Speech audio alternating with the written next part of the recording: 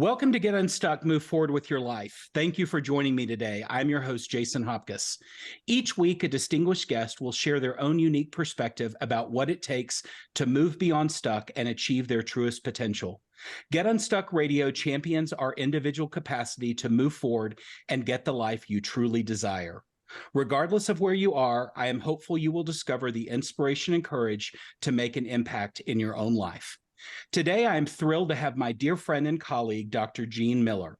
Jean is a licensed professional counselor in Colorado, a licensed mental health counselor in Washington, a nationally certified counselor, an approved clinical supervisor, an educator, and a researcher. She utilizes a person-centered, strengths-based approach, focusing on the holistic wellness of mind, body, and spirit.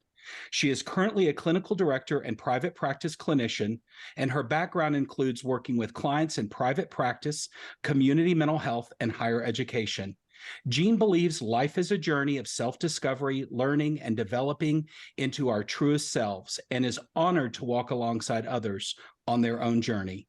Let's get started. Welcome, Jean. I'm thrilled that you're here today, and especially for the inaugural episode of Get Unstuck Radio.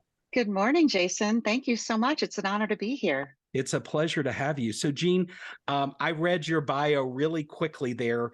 Did I miss anything? I mean, you are such an accomplished individual, and I'm just really honored that you're here to share and we can learn from you today. No, thank you. I think you covered it well. I appreciate it. So as we get into this, the episode today is about trauma, grief, healing, things that happen in our lives that really put a pause on things that stop us in our tracks, and then give us an opportunity to choose how we're going to show up and begin again. And I know you have a pretty phenomenal story from a profound loss that happened in a few years back. And I'm hoping that we can talk today and shine some light on grief and healing. How does that sound? That sounds great. So, Jean, just, for our listeners, give us a little background on kind of where this journey of, profound loss started and overcoming grief, and then now your journey into healing. Absolutely. I don't know that my story is very unique. For me, it was a real life changer, and the unexpected loss, the death of my husband, who was, we grew up together. We were childhood sweethearts, married for almost 26 years. In each other's lives for about 30 years. He passed away unexpectedly on Valentine's Day, believe it or not, in 2020. And it has been a journey. The thought of healing or overcoming grief, I think that is an interesting topic, because I don't know that we ever truly heal or that I've overcome it, but hopefully I can share some of my experience to maybe help others through their profound loss. Well, I appreciate your willingness to show up and share with others, because I know that takes courage and strength to do so. And frankly, not having personally been through something exactly like you have, I do think that there is something unique in walking this journey with you and recognizing how you've done this with such grace. And that really is inspirational to me. So, you have a lot of credentials, a lot of letters behind your name, and a lot of training that you would think would prepare you for going through a loss like you did with your husband. How did that help or hurt you in the process of kind of moving through this? Great question. I look at it as a blessing and a curse. I had spent years throughout my higher education as a counselor, and also working with clients in grief in private practice. Right. So intellectually, academically, practically, I've had the experience, or thought that I had the experience, to really truly understand grief and understand loss. I come from a place within my own counseling that I really feel like we can connect just with the human condition. So that just because, for example, I have not experienced, let's say, divorce, for example, that I really believe I can still help clients and work with them. So I don't feel that you have to have the exact same experience necessarily to be able to work with clients and to support them. Okay. Yet, this loss made me realize, or has made me realize, that everything that I've learned about grief, about loss, about healing, and everything that I've worked with clients on, it's all in the head. It's academic. it's intellectual. It's an incredibly different experience than the feeling, the heart part of it. Right. And so I would say that, it prepared me in the sense of I know and knew how to immediately seek resources and seek support. And I have a really, a very in-depth understanding of depression and what that feels like. And so some of the experience was not or has not been brand new to me, but yet knowing it, doing it, helping others, and then being in my own grief, two completely different experiences Wow, to this day. that's compelling to learn. And I can imagine, there are so many things that practically we get trained to show up for in our lives, and we meet other people at those places. I mean, I'm reminded of even doing that in my own life and career. And you're right, until something happens that kind of stops you in your tracks that maybe you've never experienced before, you can't fully understand what the journey is like. Absolutely. Absolutely. And to further complicate things for me, I believe that I've lived a blessed life when it comes to loss. Other than my grandparents, my last grandparent, I think I lost when I was 23 years old. I really haven't had a lot of experience with the death of people very close to me throughout my life. And so for the first death to be, or loss to be, my own husband, has added such a layer of depth to this, and it makes it so foreign to me personally. Right. Now, again, professionally, I can tell you what you need to know about grief and the stages and what it feels like and how you should take care of yourself. But, that's very, very different than feeling this myself. What I know in having walked this journey with you as a friend, the process is not linear. And Oh my what you've just goodness. described is the textbooks describe it in a really linear way. Feelings are one of those things that you feel them until you don't, and they come and they go, and there's waves of ups and downs. Talk to us for a second about how unexpected that was, and how different it was from what your training had taught you. Absolutely. Everyone knows, or most people that know about grief or grief counseling knows about the 5 stages of grief, Kubler-Ross's 5 stages of grief, Right. this linear process of these are the things that you go through at certain points in your grieving process. It is absolutely, it's been negated. When she developed those stages, they were really for people that were in hospice, that were preparing for a loss, preparing for this grief. And so when it happens to you, there is no linear, there are no phases. I mean, you can say, yes, okay, initially there's the shock, there's the numbness, there's the disbelief.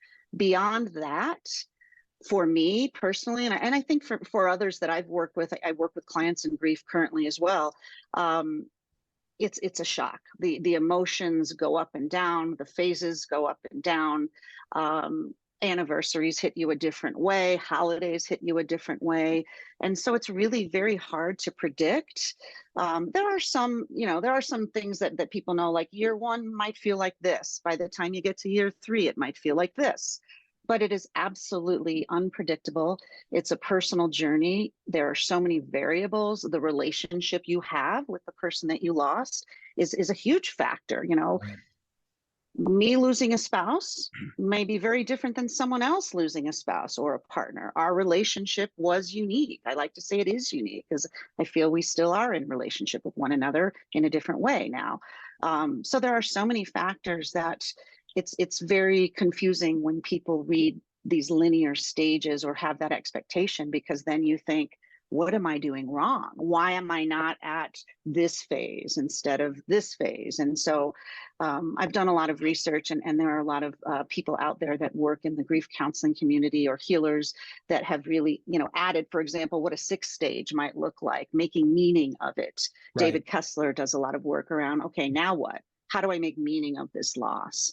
So it's confusing, and I would really support people that are going through loss and their own journey to kind of throw those stages away. It's there's no recipe that we're supposed to follow. We're humans, and it's not, it's going to be incredibly different for everyone.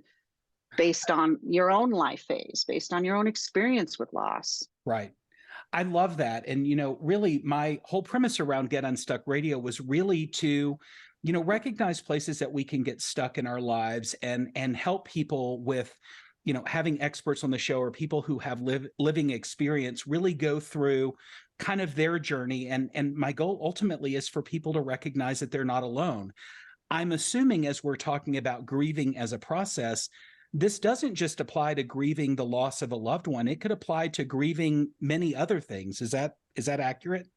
Absolutely, absolutely. The sense of, the combination of emotions, the unpredictable nature of it, whether it be loss of a marriage, loss of a job, loss of identity, there's so many different things that we lose in life. It can also be, anticipatory grief. Many of us, have aging parents. And so that loss of how things used to be in a marriage or in a relationship or in a family or with your parents. So there are a number of different types of losses that I think all of this applies to. And to me, the common denominator really is kind of knowing yourself and knowing that it's your own personal journey and your own experience. And you don't need to look to the experts to know how you're supposed to grieve or how you're supposed to walk this journey. Right. I love that. So it's really unique to you and individualized to, kind of your own timeline and feelings. I do want to get into in just a little bit, what were the active steps you took when the process started? But before we get there, let's talk for a second. One of the hallmarks that I remember you and I talking about so early is that you were young, and to be a widow at a very young age, comparatively speaking, when you enter these rooms with other people who are going through the loss process of their spouses. Talk to me for a minute how different that was. And, what are the parallels and differences that you see among those conversations in the groups that you've been involved in? Yeah, great question. I think the most recent research shows, I think it is something like 3% of widows fall within the age range that I was in. I was 49 when I lost my husband just a few years ago. He was 49 as well. And that experience, looks incredibly different than being 70 or 80 and being at that phase of life. And also, on the flip side, I am by no means the youngest person to ever lose a spouse or a partner. There are women in their 20s or people that, are still raising little kids that lose their partner. And so the experience, once again, similar to what we were just talking about, that makes a big impact on how we grieve and what it feels like. For me personally, we were just beginning that empty nester phase. We were just starting to feel the freedom of travel and more time together, and not really focusing that effort on raising our family and working to get wherever you were supposed to get. We got there. And so to lose him so suddenly has just thrown, and I hate to say past tense because I'm still in that whirlwind, but has thrown me into such a completely new life. And I think that, when you look at what might this experience feel like raising little children, and for my own, we have two children, adult children, 23 and 27. So, there's an unbelievable amount of grief over that for their loss. And so it really just depends on where are you in your life and what kinds of things are you still doing and what are you involved in. And that also impacts how you heal and how you grow. Right. And again, I can't imagine from your perspective, of course, I've had considerable loss in my own life. One of the things that you and I were talking about in planning for this is when tragic things happen in our lives, the expectation that we have that people are going to show up for us, our trusted circle is going to show up for us. What has your experience been like of the people you expected to show up versus the surprise gifts of people who may have showed up instead or in addition to? Oh, my experience very well. And you are one of those that has continued to show up, which how much I appreciate that as a friend. It's been shocking. It's been shocking. And there are reasons why, those closest to us, may very well have had that close relationship with the person that was lost. So they too are in their own grief. I have been very, very surprised at just the nature of grief, which many people say, that first year we were surrounded. My family was surrounded by love and by support.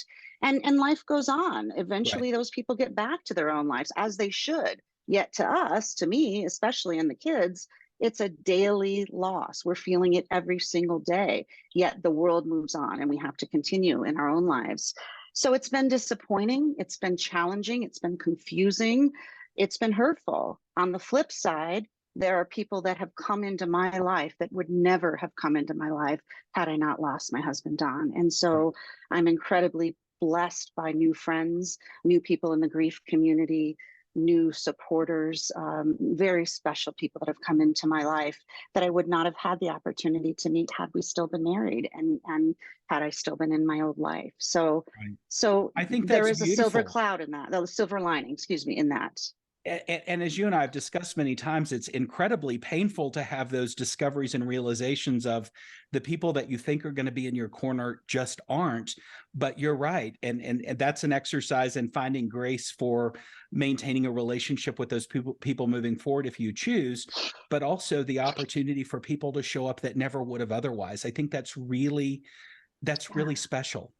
It's a blessing. It's a blessing. And I think to further add to that layer, Jason, just the societal discomfort with grief, the fear of saying the wrong thing. So I think that I don't believe that the people that maybe felt more distant were not supporting me and didn't miss my husband. They didn't But know what people to are, do. they didn't know what to do. They didn't know what to say. I didn't know what to say Right. before this experience. I thought I did. And so I do give grace to those people. And I understand, and I hope that, when the time comes that they may experience loss, that I can do a better job of showing up than I might have done before losing my husband. So what is the thing that somebody should say if somebody that you Oh know is God. going through loss or grief? I mean, is there anything that did bring comfort? We all, the platitudes that we've all learned, I'm sorry for your loss, my thoughts and prayers are with you. They're beautiful things. And I know they do come from a good place. For me, the most helpful thing has been, I don't know what to say. I'm here. I'm here for you. I have no idea what to say.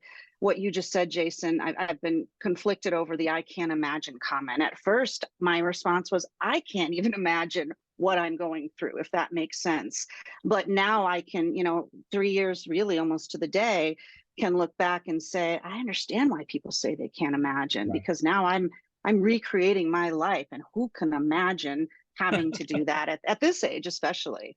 Jean, you were sharing beautifully about, you're moving through the grief process and healing.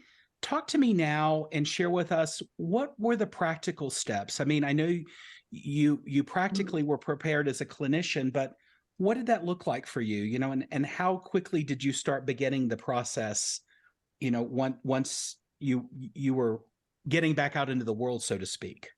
Yeah, yeah. I think it's important to point out too that my loss occurred right at the beginning of COVID. Right. So had it been a few weeks later, we would not have even been able to gather to have his celebration of life. And so the world that became COVID really impacted my ability to seek support and to seek resources. It also provided, though, this incredibly safe bubble of home, right, and of comfort and the availability of many people in my life, because no one was going anywhere. A lot of people were not working. And so I found that to be very interesting timing, both good and bad.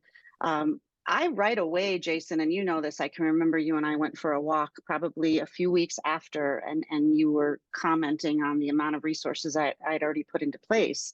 I went into do mode. I went into counselor mode right away. I found a counselor. I found a support group. I found a spiritual healer at my church. I started doing what I could physically, going to the doctor, taking care of my own mental health and my own physical health. I shifted into that gear of resources and support and doing what I thought I was supposed to do right away. Very, very quickly, too. Now that I look back, I'm amazed at some of the things I was able to do. I was able to submit some poems to a book on grief, and I was able to participate in podcasts and do things that now looking back, I'm proud of, but I was doing. And I think they, in some ways, postponed some of my being and feeling, because I was right away doing what I thought a strong professional counselor a strong woman, as I was raised to be, should do. Right. And so, those were, I assembled a team, I guess. Didn't realize I was assembling a team. But they were very helpful things to put in place very early on. I think the thing that you realize, or that I've realized, I hate to speak for the collective you, but the thing that I've realized is you can do as much as you're supposed to do, but if you don't slow down and feel the feelings and be with the grief, it's going to come back up and bite you at some point, which it has for me a number of times. I always say Even it's as wherever you go, there you are. Oh my goodness, yes. Had we had the show a week ago, I would be in a different place, right? Because of the anniversary of the day of his loss. And so, putting in place, and I think everyone has this ability. They might not know the resources in the same way that I do because of my training, but putting into place the support that you need, whatever that might look like. For some people, that is their church. For some people, it's family. For others, it's counseling. There are just a number of ways to seek and to get that support. The key to me has been, for anyone going through this as well, is to not try and do it alone. I know being in the helping profession and being just the kind of person I've always been, I like to help other people. I like for people to come to me when they need help. So for me to ask for help was and is incredibly challenging. It still is to this day. And when I get outside of my head and think about that, I think, well, how do you not know how to ask for help at this? You're in your early 50s. This is crazy, but I'm not comfortable. I would almost kind of rather suffer, not to sound like a martyr, but kind of suffer in silence than burden others with my pain. So I'm still figuring out how to do that, especially with the new people that have come into my life that didn't know my husband, that only know me and the kids in this new life that we're in. And so that's been a challenge as well. How much do people really want to hear it? And then the voice in my head saying, well, it's been 3 years. You should be. My counselor says to stop shoulding all over myself. I was going to say, we do that all the time. There is no should, right? I should. So, the wise people that are in my life have said to me, you had a relationship with him for 30 years. That's not going to be healed in 3. His loss will not be healed in 3. I don't think it ever will be. I think, what I'm learning is it's accommodating the loss. I'm learning how to grow and live around the loss. The love never will go away. It's almost stronger in many ways because he's not here to argue and make me angry, right? He's not here to go through the normal frustrations you might have in a marriage. So, I'm proud of the resources I put in place.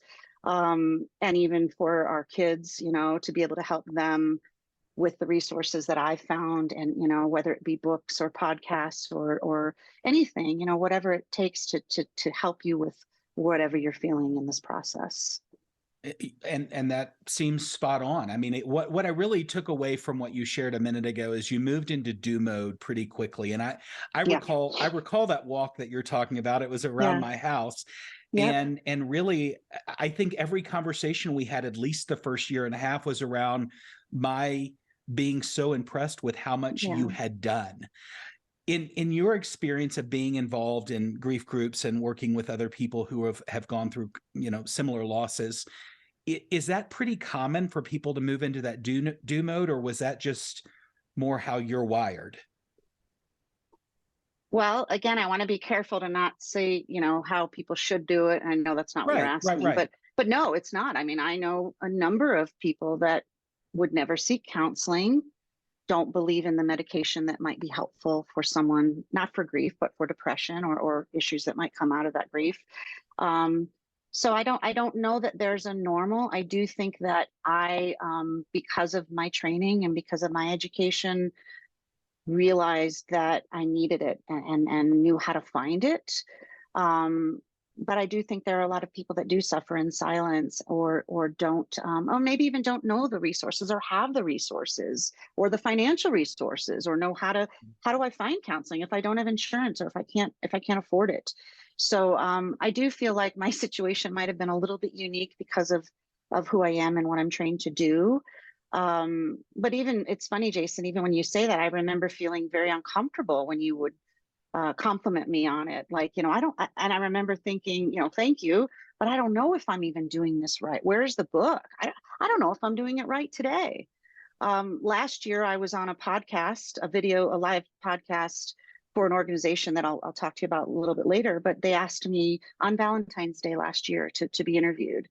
And when I did it, many people said to me, how can you even do that? How can you even talk about it today of all days? And I look back now and I think, was I faking that strength? Was I really, as strong as people have said, oh, they're so amazed with my strength. I don't know if it's a compliment, of course, that's how they mean it, but I don't know if I've always felt very strong. I just didn't know what else to do. Well, and regardless of if it was strength or not, I mean, you've had a consistent willingness to show up, Yeah. even when you Yeah. didn't want to. And I think there's a real tenacity in persevering even when we don't want to show up. And I mean, there are many similarities. I mean, the grief and loss that I've experienced in my life is significantly different than yours. But what I did recognize, and I think that's probably, as we're talking about me complimenting you and that not feeling comfortable, I can recognize it from a different space, because when I was going through loss and beginning again, I remember I spent a long time really lost and didn't have the same capacity to just show up. I did, like you, I am a doer and did move into action, but I can completely acknowledge and recognize that a lot of it felt like fake it till you feel it. It still does. I'll be honest. It still does. Right. There are days now that I don't want to do. I want to feel. I want to spend all day on the couch and listen to sad songs and watch Netflix or whatever. And it's okay. It's okay to Right. have those days. But I also think, Jason, for me, there are two reasons why I think that I've been able to persevere. Number one, the most important one is our children. So they are, they've experienced a loss, and I don't want to say that I can't imagine. My parents are both still with me. They're 80. I don't know what it feels like to lose a father in my 20s, and not just any father. My husband, their father, was incredibly involved in both of their lives. He, many people have said to me, he did more in less than 50 years than people do in 100 when it comes to family. We were his priority. And so it was very important to me. I didn't feel that I could crumble. I didn't feel that I didn't want to end up in that dark place, because I have a responsibility. Even though they are young adults, I want to model for them healing and strength authentically, and I, not to get too, I don't want to get too much into the actual event or incident, but I promised him that as I was saying goodbye. I said, I've got the kids, and I believe he heard me. I believe he heard me. Right. So that motivation continues to this day, and they're in their own journey and cycle, because of the different relationships. We have a son and a daughter, Donnie and Morgan, and they had unique relationships with their father. So they're dealing with this uniquely. So they have their ups and downs. I don't want to be in my down day when they're in their dark days. Right. I think it's kind of the mama bear in me that no matter how old they are, I feel somewhat of a sense of guilt, even though this was not my doing, but they've been through something that nobody in their 20s should have to go through. And now for the rest of their lives and our lives together, this will be there. The things it's a that shared come, experience. Absolutely. And the beautiful things that will happen in life, marriages or grandchildren, or we've already had a few of those momentous events that their dad wasn't there for. Right. And so I almost feel this incredible honor. It's a weight, but responsibility to be both mom and dad, because I know what he would want, and we parented together, and I don't want that to end. Well, and you guys did that so beautifully, and I would mirror the sentiments that Don accomplished a lot in his life, and the one thing I could say unequivocally is there is no question he loved you all. Like, oh my God, no, thank you. As close to unconditional as you could get. Thank you. Yes, absolutely. You mentioned this nasty G word a minute ago, guilt, and that pinged for me. Like, talk to me about this guilt. I think that's a pretty common emotion that people feel like I'm here, somebody's left behind, or I have a responsibility, or I'm not doing it right, or doing it the way that they would want me to. Talk to us a little bit about how has that played a role in your journey of recovery? The guilt. Yeah. Um, you know, we believed as a unit, as a parenting team, we did everything, and I think many parents do this, to shield our kids from the horrors of the world, right? From the terrible things that happen. I remember when 9/11 happened, our son Donnie was very young in elementary school, and we did everything possible to let him not see that or see the news or see what was happening, because you want to protect your children. And here this was something I could not and cannot protect them from. And it is incredibly challenging. I say this, and my daughter got upset with me last week. Morgan said, "That's so sad, Mom." I said, "I feel worse for you two about your loss than my own, Yeah. because I can't I can't protect them. And there's no way he would have wanted to influence their lives in this way for the rest of their lives." So I think that's where the guilt comes in. And I know I couldn't have controlled it.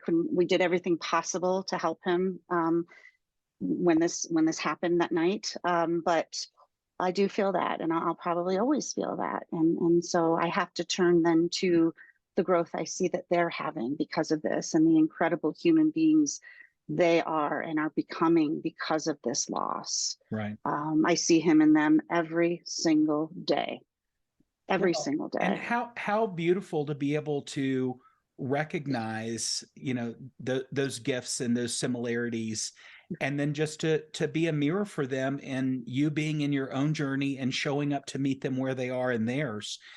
Again, I'm not one for regret or looking back with any kind of regret, but if you had to go back, is there something you would have done different at this point? In the last few years, do you mean? Yeah. Yeah. I still struggle with this. I can tell everyone else how they should handle grief and loss, and give yourself grace and feel the feelings.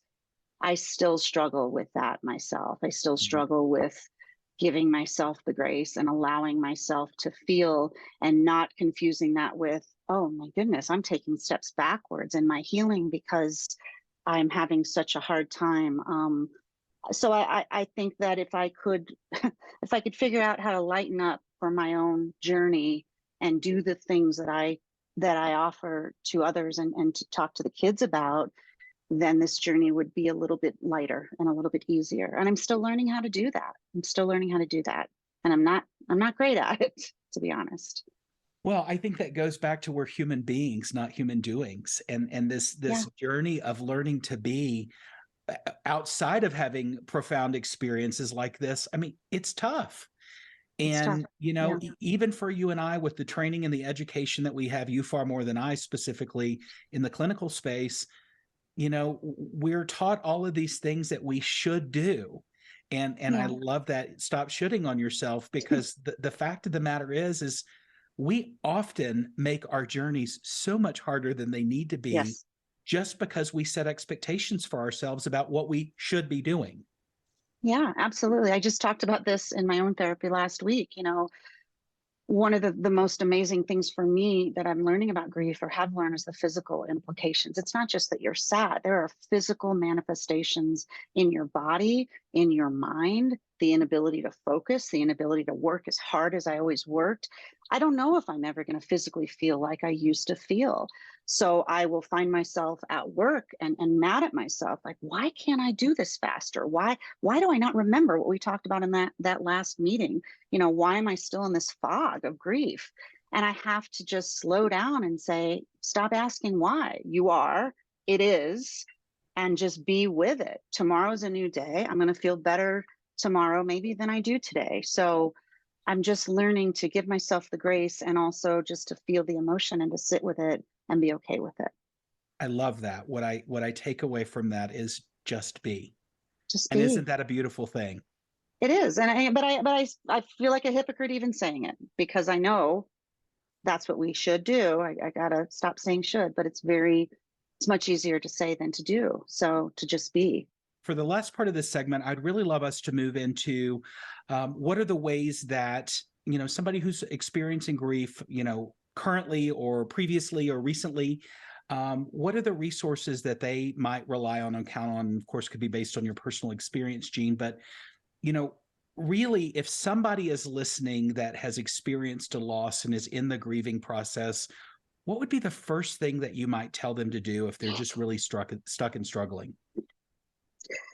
I think that a little bit of similar to what we talked about, Jason, to just really to allow yourself the grace that this is a journey, and to your journey is going to be unique, and to feel the feelings, and it's okay, whatever feelings may come up emotionally, spiritually, physically, to just be with it, whatever time frame that looks like. And then the second thing would really be to seek out support, whatever that looks like to you in your life. It may be family, it may not be family. They may be the ones that, because of the pain you're experiencing, they're too close to the loss, and they might not be able to really provide the support that you need. So finding those resources, being a clinician, I think there's an incredible value in therapy. But for some, it's not mental health therapy. For some, it's spiritual guidance through their church, or it may be, nature. It may be whatever really speaks to your soul when it comes to healing and to growing. But going to the clinical side of things, the number one thing, and this is going to sound incredibly basic, you do not need to be a clinician to know this, basic self-care. Even today, for me, 3 years later, I have to remind myself, sleep enough, eat in the right way, get enough exercise, get outside in the sun. So basic self-care. And that's not only in the beginning, Jason, it's going to keep coming back, and whatever those grief bursts that occur. For many people, as I said, it's therapy. For others, it may be, activities such as journaling or massage or yoga or their own growth, whether it's reading. There are a number of incredible resources out there on grief and healing. For some people, they don't want grief counseling. There's a lot on grief out there. Right. For me, I got to a certain point where I had to stop buying grief books, and I had to shift to, I think you told me that. I think you brilliantly said, Jean, get off of all those grief sites, get off of the Facebook grief groups. It's too much. It's too much. So for me, and that was brilliant advice, the shift had to be more towards healing. I know I'm in grief. Now, how do I heal? But I do think it's important. There's an unbelievably close connection with depression and grief. For some, the depression becomes so overwhelming that it can be debilitating. And so Right. to know your body, to maybe, whether you think you need it or not, to go see your primary care doctor and just get a physical and see what might be needed. I personally never was on medication for depression. I'm a supporter of it, and many of my clients are on it, and it's a personal decision. But for the first time in my life, I realized I needed some help. I needed to be able to not have these highs and lows, because at a certain point I had to get back to work, and I had to kind of step back into the world. So for some, that might look like, maybe needing some assistance with getting better sleep. So just to know, to get checked out, number one, and to find whatever resources or to build that network for you. I believe that it's a holistic journey. I think it's not just about this misperception that you're just sad and it's just emotional. It is absolutely a physical experience as well, and a spiritual experience. For many people, they question their spirituality for the first time because of, how could this happen? For others, they move towards spirituality in a different way because of this new belief in this connection to, maybe it's the afterlife. And so, that's a little bit of a combination, Jason, of clinical and personal, but taking care of yourself, whatever that might look like, and leaning on others. And that's okay. I love that. And I want to underscore, the self-care and taking care of yourself. I mean, the getting sleep, focusing on nutrition, exercise, sun on your head. I mean, those are things that we should be doing anyways. That's not just somebody going through a grief process. I mean, that's appropriate self-care for anyone. I mean, I'm a broken record in the work that I do with youth around how important those tools are, and really having really healthy skills and habits. And, I think one of the things that I took away from what you were just sharing, and maybe validate this for me, the emotions are not linear either. Like, you're not sad No, 24/7. no. You have a range of emotions that go up and down. And I admire your strength and courage to say, hey, I need some additional help, and reach out for it. Like, for anybody that's listening, I think that's so important to be able to recognize. And if you don't recognize it in yourself, and you have a trusted friend or a friend group, and somebody that just says, like I said to you, you got to get into healing and stop buying grief books. And again, that was pretty far into the process. That didn't happen in Right, one. right, right. But sometimes the people that are a part of your lives will tell you things that you don't necessarily want to hear, but can make a huge impact in you moving to the next stage of your process. And if you show up and you listen, that can be really valuable advice. Absolutely, absolutely. And learning to accept that advice and support is the second part of that. I think it's been amazing to me, Jason. There are a few people in my life, you being one of them for sure, and additional friends that have not experienced this kind of loss, but for some reason they're able to show up. They still show up. Right. Many of them knew my husband, and so there's that dynamic, so they feel even closer to it because of knowing him for so many years. But even those that didn't, they still show up, and it's okay. It's okay for me to say, no, I don't feel like attending that family event or that social event, and I don't want to have an excuse why. I just don't feel like it, and that's okay. That's okay. Well, and I can say, from having been a part of this journey with you, and recognizing from my own personal loss and setbacks, I think one of the things that's most important when you want to show up for somebody that's struggling as a friend, I think you have to be able to show up with no expectation, and, Yeah. recognize that, you and I have had breakfast dates, coffee dates, something like that you've had to cancel because you're just not in it today. And, while that may be hard for me to hear in the moment, the reality is I can go back and think in my own, recovery journey, and recognize, again, it's not linear. And when things hit you, they hit you, and making space to be in that moment, I think is really the journey. Absolutely, absolutely. And I think the journey too is knowing, learning all of this, and making some meaning of it, making some sense of it. I know in my heart that I can help others in a different way now, professionally and personally, because of this loss. And that, that to me is the beauty and the growth in this horrible experience. I want to make a difference. I want his life to have meaning. I know that for me clinically, it's changing the course of the work that I'm doing and want to do.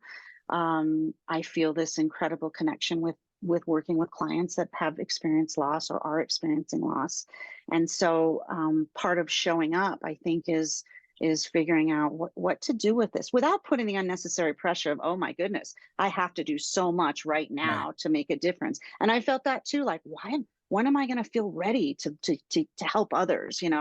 Am I being a hypocrite by saying I can help you with your grief when I have days where I still don't feel like getting out of bed sometimes? So, but giving back to me, and again, it looks a little bit like the basics of self-care. We all know in our own lives, no matter what the situation is, helping others makes us feel better. And so giving back in whatever way, maybe to take our mind off our own pain, but also to show up in a way that's making the world a little bit of a better place. I don't want to sound overly idealistic, but I want to make a difference. I want his life and his death to have more meaning than just for my own family. Well, and having experienced it firsthand, you really are doing a beautiful job at building the legacy that Don leaves behind, and I think that's amazing. Thank you. You mentioned a minute ago about how things have changed for you professionally. Talk with me a minute about what has changed. I mean, how are you different because of this, and how has that shifted? Before Don passed, and then since then, what's changed? I think on a couple levels. I think just kind of philosophically, this existential growth of, what really matters now, and to not put as much pressure and worry into the things that my whole life I worried about, because you realize with the fragility of life that, does it really matter how much money I have, or how much this bill is going to cost me, or, the things that really stressed me out just personally have gone away, have gone. And I kind of look at that as his gift to me, because those are the things that used to drive him crazy, that worried me so much. So it's almost like I have this new perspective of what really matters. But Right. professionally, an understanding and empathy, a level of compassion, because of my personal experience that added to my professional and educational experience, I feel like can really help others in a different way. I'm planning on, I'm working on my own book, in which I hope will be a different type of, not just a grief book. No offense to those grief book authors out there, but to be able to help others in that way. And even in my own private practice, I'm somehow people are coming to me. The universe, I think, brings certain people in your life, and a lot of my clients are experiencing loss or have experienced loss, and so I feel like I'm able to help that way differently as well.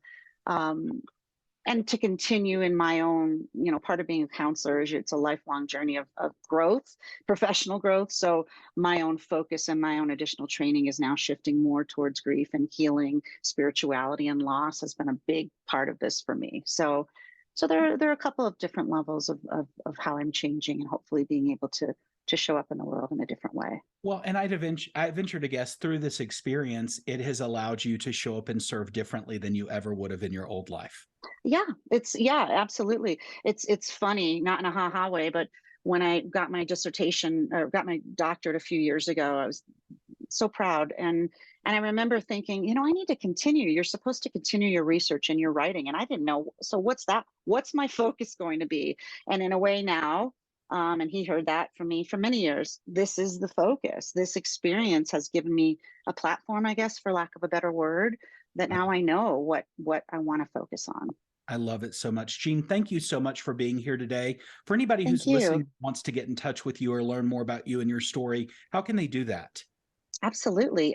There's a couple of ways. My practice, my private practice, I have a lot of resources available, and I also offer counseling services and educational presentations. drjeanmiller.com is my website. I also want to give a really important shout out to Modern Widows Club. It is an international organization that has provided me so much personal support, continues to. I'm actually their research director, so I'm helping the organization conduct international research on widows to be able to help people. modernwidowsclub.org for widows and widowers. There's an online support as well, but they also have local chapters if people need support, and support groups. It's an incredible organization. So you can get in touch with me through either one of those avenues. You're amazing. And for anybody who's listening, we would love for you to follow us at Get Unstuck Radio. You can find our show pages on Facebook, Instagram, LinkedIn, and Twitter. And next week, we have another incredible guest coming, Dr. Heather Evans. We'll discuss how making your health and wellness is a priority and can set you up for success. Jean, this has been such an amazing gift today. Thank you for sharing with us your beautiful story. And for anybody who is curious about learning about Jean, check out drjeanmiller.com. And I'm so grateful. Thank you, Jean. Thank you. Thank you, Jason, my friend. I appreciate this opportunity, and it's been an honor. So I love the work that you're doing. You amaze me and impress me. We've been friends for over 12 years. And in addition to that, just what you're doing professionally for mental health. It feels like 200 incredible. years. It feels like 200 sometimes, but that's all right. But I appreciate you. Your words are kind and well received. And just, again, thank you for being a guest and, sharing with us. I know that this probably was not easy to do, but it's because of you that you may make somebody else's journey easier. Thank you, Jason. Thank you. It's a pleasure.